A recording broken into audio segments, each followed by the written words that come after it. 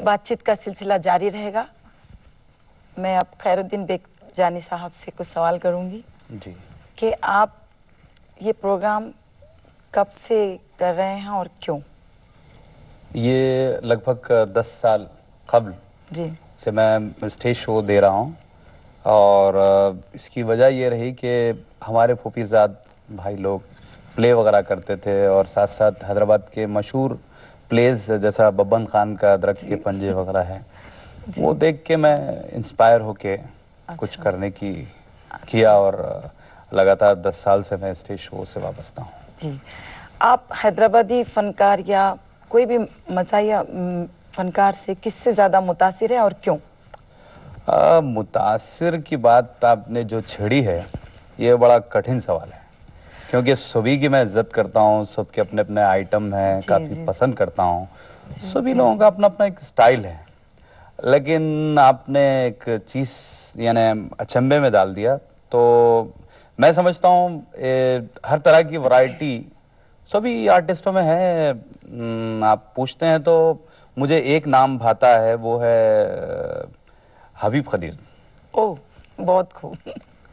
हबीब खदीर साहब जी, अब मैं आपसे एक सवाल करना चाहूँगी कि अभी आप हाल ही में दुबई में प्रोग्राम करके लौटे हैं। जी हाँ। वहाँ पर क्या आप सिर्फ हैदराबादियों के लिए ही वो प्रोग्राम करते हैं?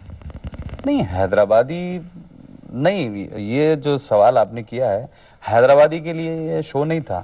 अच्छा। बल्कि गल्फ में जितने भी थे, हिंदुस्तानी, पाकिस्तानी, वन अरब ममालिक के लोग भी थे इसमें। अच्छा, वो लोग भी इंजॉय किए, काफी महजूज हुए अच्छा, इस प्रोग्राम से। बहुत खूब। अब बातचीत का सिलसिला जारी रहेगा।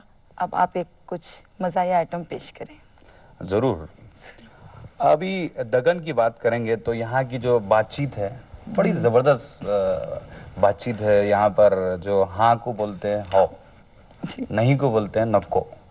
एक बहुत अच्छा लतीफ़ा बना है। हुआ यूं कि एक मर्तबा इंटरव्यू चल रहा था जहाँ पे 3 लोग आए, दिल्ली, लखनऊ और हैदराबाद, 3 कैंडिडेट्स थे। वहाँ पे ऑप्शन रखा गया कि पहला वर्ड जो भी कंप्लीट बोलेगा वो इंटरव्यू में सिलेक्ट होगा। जी सबसे पहले दिल्ली वाले कैंडिडेट की बारी थी।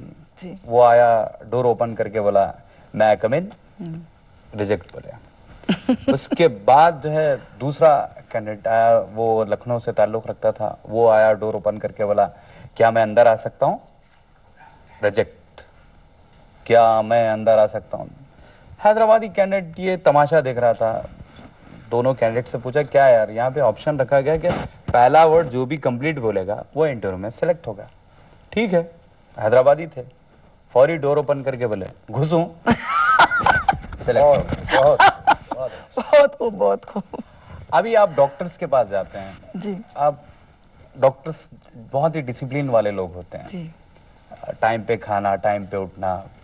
रात के 11 बजे एक आदमी डॉक्टर साहब के मकान पहुंच गया, ये नींद में थे। डॉक्टर साहब के पास चिल्ला रहा था, डॉक्टर साहब। डॉक्टर साहब उठे और उसको बोले कि क्या टाइम हो रहा है, रात के 11 बजे, क्या हुआ क्या आपको?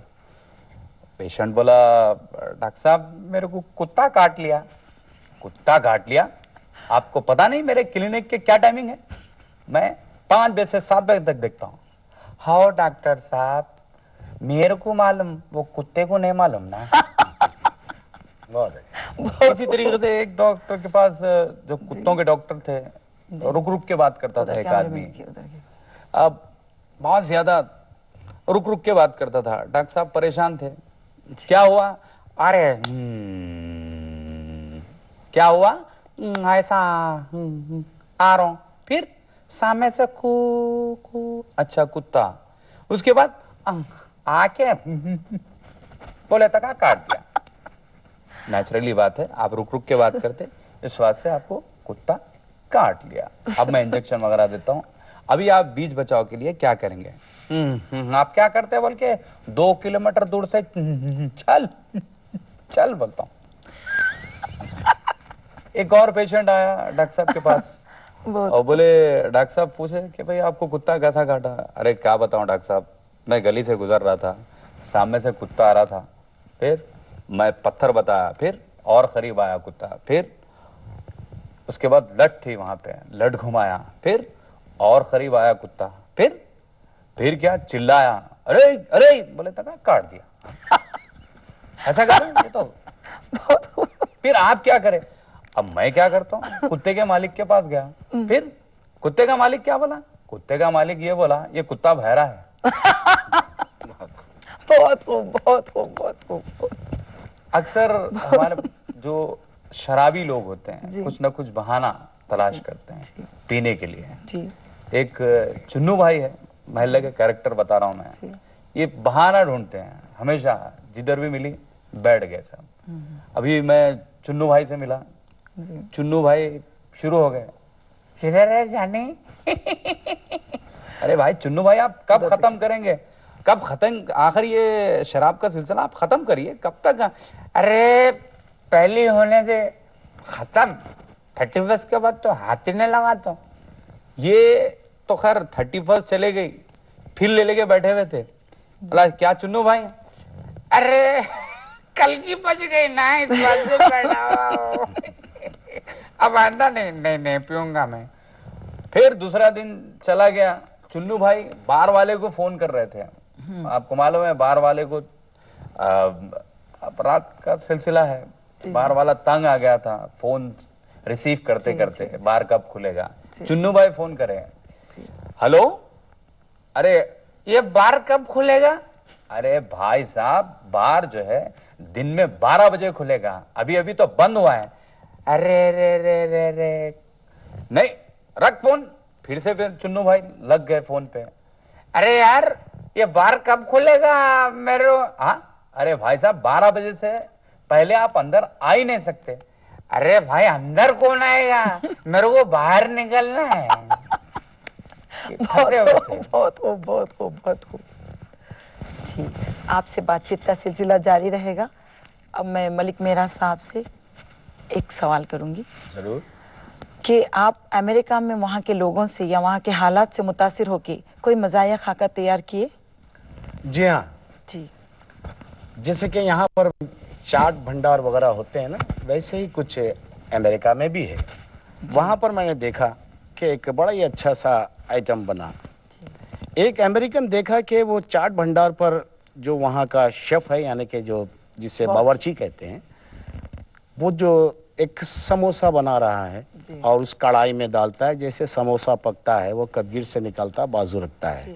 ये अमेरिकन वहाँ कोने में खड़ा खड़ा बार बार उसे घूरा जा रहा था। ये बड़ा ही परेशान था और ये सोच रहा था what kind of thing is making and for what.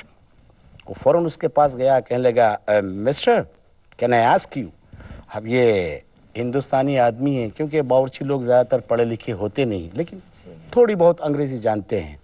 तो फौरन उससे पूछा क्या लगा, yes sir what man what you asking? बोला no I want to know what you going to make this thing? They're just like a triangle, you making like this and doing the what's that? I want to know about this. अब ये समोसों के बारे में क्या explanation उसको दे सकता है, लेकिन फिर भी कोशिश बराबर कर रहा है, क्योंकि हिंदुस्तानियों की आदत होती है कोशिश बराबर करते हैं। तो उसे कहने लगा sir I gonna be tell you sir this is a samosa son of dosa. अच्छा अच्छा, बहुत खूब, सनाब दोस्त, बहुत खूब, बहुत खूब। तो अब हम आप लोगों का शुक्रिया अदा करते हैं कि आप अपना कीमती वक्त निकाल कर यहाँ पर हमारे स्टूडियो में आए, तशरीफ़ लाए, और उम्मीद रखते हैं कि आप इसी तरह नाजरीन को हंसाते रहें, अपने प्रोग्राम पेश करते रहें और दिन दूनी रात चौगनी तरक्की करते रहें और दुनिया में हैदराबाद का नाम रोशन करते रहें। जरूर जरूर जरूर।